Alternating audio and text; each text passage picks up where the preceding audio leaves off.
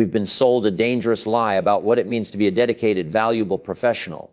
It's a lie that's costing us our health, our relationships, and ultimately, our effectiveness. The lie is simple, that long hours equal hard work, that being the first to arrive and last to leave demonstrates commitment, that the quantity of time you spend at your desk correlates directly with the quality of your contributions. This mythology of overwork has become so deeply embedded in our professional culture that we rarely stop to question its fundamental premise. But what if I told you that not only is this belief scientifically inaccurate, but it's actively making you worse at your job? What if the path to being truly exceptional at what you do involves working less, not more? For the first 6 years of my career, I bought into this mythology completely. I watched colleagues who stayed late get praised for their dedication, while those who consistently left on time were subtly questioned about their commitment. I absorbed the unspoken rule that visibility equaled value, that face time mattered more than focused work. It took me those 6 years, and witnessing multiple cases of burnout among my most dedicated colleagues, to realize that we had created a system that rewarded theater over achievement, that valued the appearance of hard work more than actual results. The turning point came when I began researching the science of productivity and discovered something revolutionary. Our current approach to work isn't just inefficient, it's biologically incompatible with how human brains actually function. The core problem lies in what organizational psychologists call face-time culture, environments where simply being present for long hours is valued as much as, or sometimes more than. In these cultures, the employee who stays late to scroll through social media while eating dinner at their desk often receives more positive recognition than the employee who delivers exceptional work within standard hours and then goes home to recharge. This creates a perverse incentive structure where employees learn to optimize for visibility rather than effectiveness. They spread their work throughout longer days to appear constantly busy. They engage in unnecessary meetings to demonstrate participation, and they respond to emails at all hours to signal availability. The result isn't increased productivity, it's performance theater, and it's exhausting everyone involved. The scientific evidence against prolonged work hours is overwhelming and spans multiple disciplines. From neuroscience, we understand that the prefrontal cortex, the part of our brain responsible for complex decision-making, focus, and creative problem-solving, functions like a muscle. It has limited resources that deplete throughout the day. Research consistently shows that cognitive performance begins declining after just 4-6 hours of intense focus and deteriorates significantly after 8 hours. Those additional hours you're putting in aren't just marginally less productive. They're often counterproductive, introducing errors, poor judgment, and missed opportunities that wouldn't occur with a fresh mind. From occupational health research, the findings are even more alarming. The World Health Organization now recognizes burnout as an occupational phenomenon, directly linking excessive work hours to chronic stress. Study after study has demonstrated that consistently working beyond 8-hour days significantly increases risks for depression, anxiety disorders, sleep disturbances, memory impairment, cardiovascular disease, and compromised immune function. One landmark study tracking thousands of workers over decades found that those regularly working 11-hour days increased their heart attack risk by 67%. We're not just talking about temporary tiredness. We're discussing serious, long-term health consequences that can shorten your life. Perhaps most damning for the pro-long hours argument is the economic research. Multiple studies across different industries have found no correlation between extended work hours and increased output once you move beyond approximately 40 hours per week. In fact, the opposite often occurs.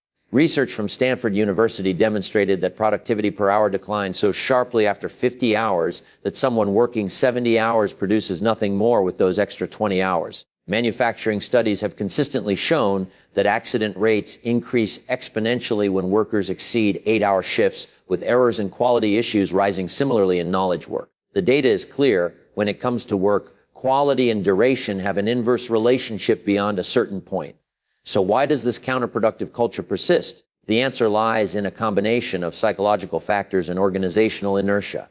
On an individual level, we fall victim to what psychologists call the availability heuristic. We judge what's important based on what's most visible. Seeing someone at their desk late at night is a highly visible signal, while their actual output throughout the day is less observable. We also struggle with what's called output bias, the tendency to confuse effort with results. If someone appears to be working hard, we assume they must be achieving more, despite evidence to the contrary. On an organizational level, measuring hours is simply easier than measuring actual contribution. Tracking who's in the office when requires minimal management sophistication, while evaluating the quality and impact of work demands nuanced understanding, clear goals, and regular feedback, things many organizations lack. This creates a self-perpetuating cycle where managers who can't effectively measure output default to measuring inputs to hours. Employees learn to optimize for visible business, and the entire system reinforces the wrong behaviors. Breaking free from this cycle requires both individual mindset shifts and practical strategies. The first and most important mental shift is moving from an hours-focused mindset to a priority-focused mindset. This means evaluating your day not by how long you worked, but by what you actually accomplished. It requires asking yourself each morning, what are the few things that, if accomplished today, would make this day meaningfully productive? Then structuring your day to ensure those priorities get your freshest attention and energy. The second crucial mindset shift involves redefining what it means to be a valuable employee. Value isn't created through martyrdom, it's created through impact.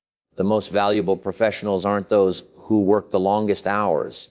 They're those who solve the most important problems, who create systems that work when they're not there, who elevate their colleagues' performance, and who consistently deliver exceptional results. This shift requires courage, the courage to be judged by your contributions rather than your compliance with unspoken cultural norms. Practically implementing these mindsets requires what I call the boundary defense system, a set of non-negotiable practices that protect your time and mental space. The foundation of this system is what I call the hard stop, a predetermined time each day when you stop working, regardless of what's unfinished. This isn't about being rigid or uncooperative. It's about respecting your cognitive limits and recognizing that continued work beyond a certain point yields diminishing or even negative returns. The key to making the hard stop effective is what happens before it. Intense, uninterrupted focus on your top priorities during your most productive hours. The second component of the boundary defense system is what I term the mental airlock, the practice of consciously transitioning from work mode to personal mode. This is crucial because physically leaving the office means little if your mind remains there. The mental airlock can be a specific ritual, a walk home, changing clothes, a few minutes of meditation, or even a specific playlist that signals to your brain that work is over. Research shows that these transition rituals significantly improve recovery from work stress and enhance next-day performance. The third component addresses the digital leash that so often tethers us to work long after we've left the building. I call this the digital firewall, creating clear boundaries around communication technology. This means turning off work notifications after hours, setting clear expectations about response times, and most importantly, never installing work email on your personal phone. The constant accessibility created by smartphones has effectively erased the boundary between work and home for many professionals, creating a state of perpetual low-grade stress that prevents genuine recovery. Perhaps the most challenging aspect of implementing these changes is navigating the social and cultural pressure within your organization. This requires what I call stealth productivity, demonstrating your effectiveness so clearly that your schedule becomes irrelevant. This means being exceptionally prepared in meetings, delivering work before deadlines, anticipating problems, and making your contributions so visible that no one questions your methods. It's about building a reputation for reliability and results that becomes your professional currency, freeing you from the need to perform dedication through long hours. For those in leadership positions, the responsibility goes deeper. Leaders must actively work to dismantle FaceTime culture by measuring and rewarding output rather than hours. This means clearly defining what success looks like for each role, providing regular feedback on actual contributions, and publicly praising results rather than sacrifice.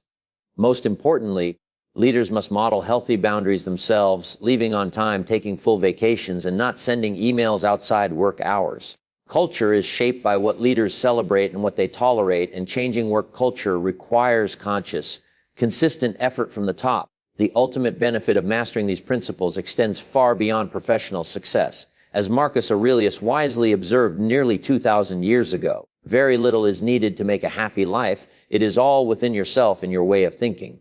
When we stop allowing work to consume our identities and invade our personal lives, we create space for the things that truly matter: deep relationships, personal growth, physical health, and the simple joy of being present in our own lives. The myth of overwork promises that sacrificing everything for your career will lead to fulfillment, But the reality is that fulfillment comes from balance, from doing meaningful work without that work consuming your entire existence.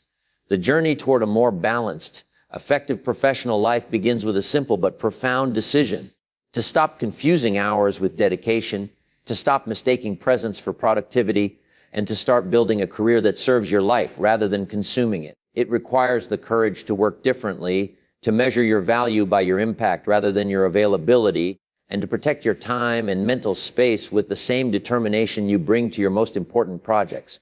Your career is a marathon, not a sprint, and the professionals who last, who continue growing, contributing, and finding meaning in their work decades later, are those who learn to pace themselves, to protect their boundaries, and to understand that sometimes the most productive thing you can do is walk away and come back tomorrow with a fresh mind and renewed energy.